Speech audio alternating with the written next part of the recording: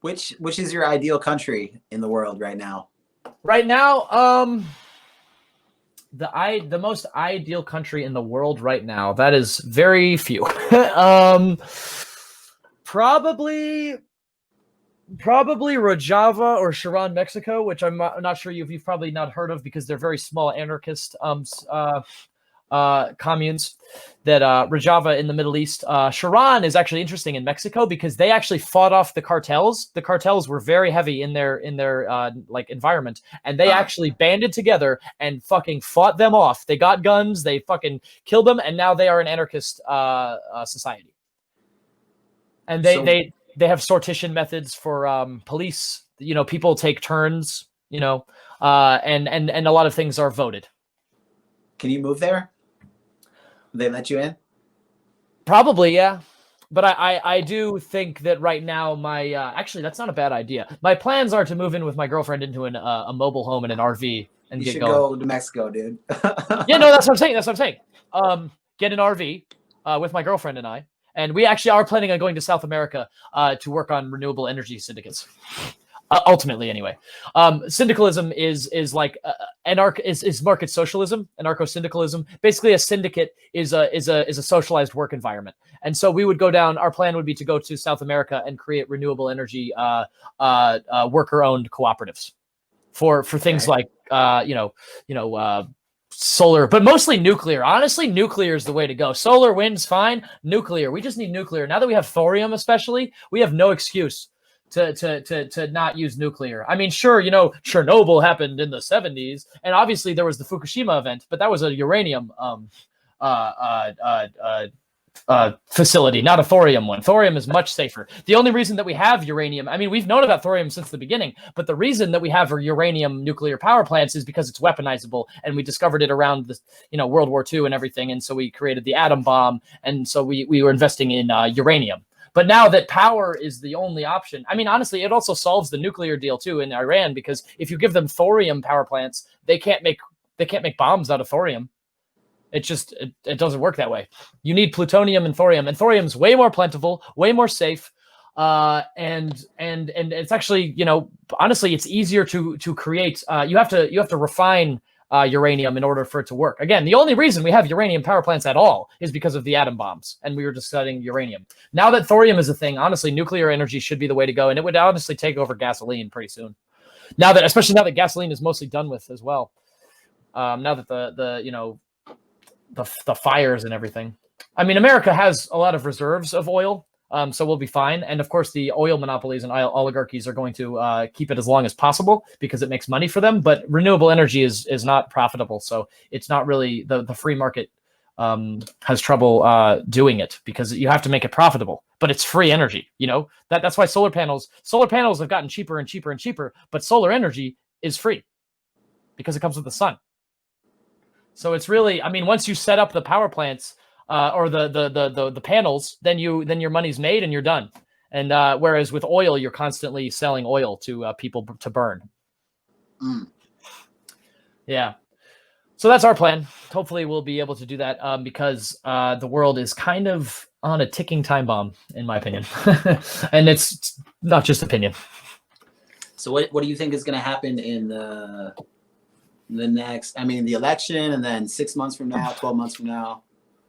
I'm hoping that Trump is voted out of office. Are you a Trump supporter or no? Over Biden, yes.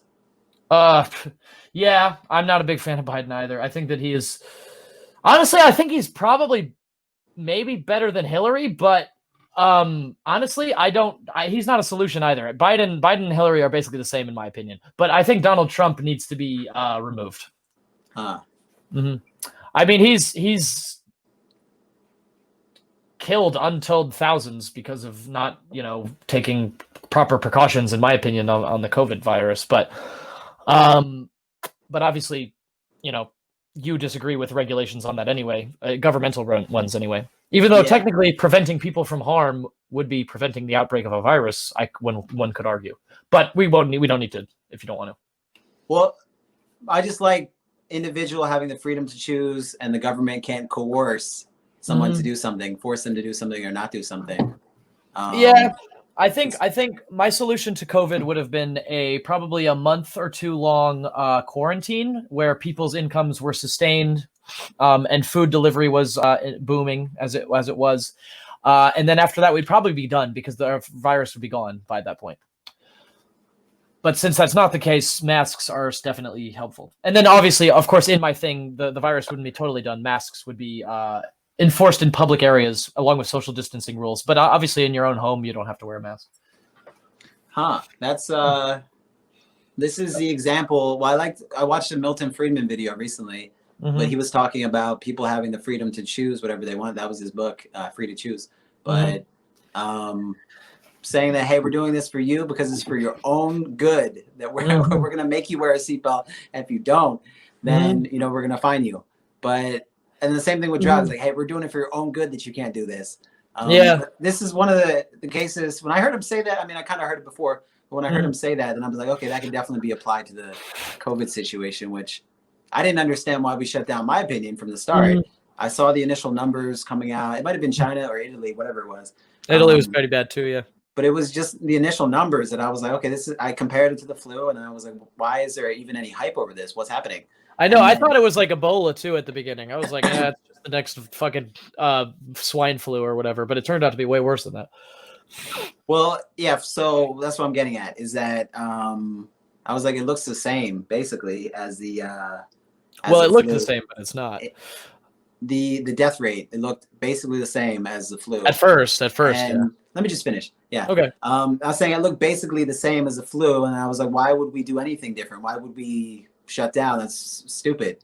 And then I saw all the countries close down like dominoes. So I was like, something's going on here. Yeah. And then the USA did. I was like, it would never close down. And then boom, it closed down.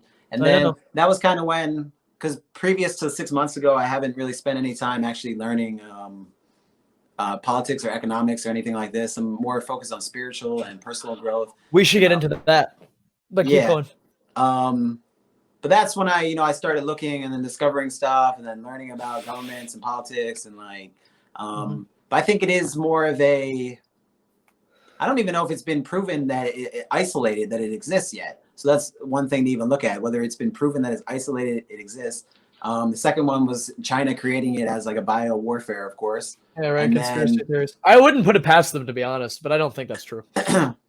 I mean, I wouldn't put it past them, to be honest, either, because that is part of they wrote their own communist manifesto. It's called Unrestricted Warfare, and it talks about having biological warfare as a way to hurt people. Yeah, dude. Oh my God, China and Russia really messed up communism.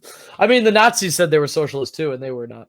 But anyway, so yeah, I think ultimately, I actually take back what I said about the forced closure. I think that it would be, under my ideal system, it would be democratically decided. Like we would study the virus, see how it's doing with the other countries, and then we would decide based on it, based on data, not based on pride and country, saving face and whatnot. Anyway, so let's move on to spirituality. Okay. What? Yeah. What? How do you consider? What do you consider spirituality to be? What do I consider spirituality to be? A connection to, I don't know, higher level energy, emotions, vibrations, Emotions disconnection.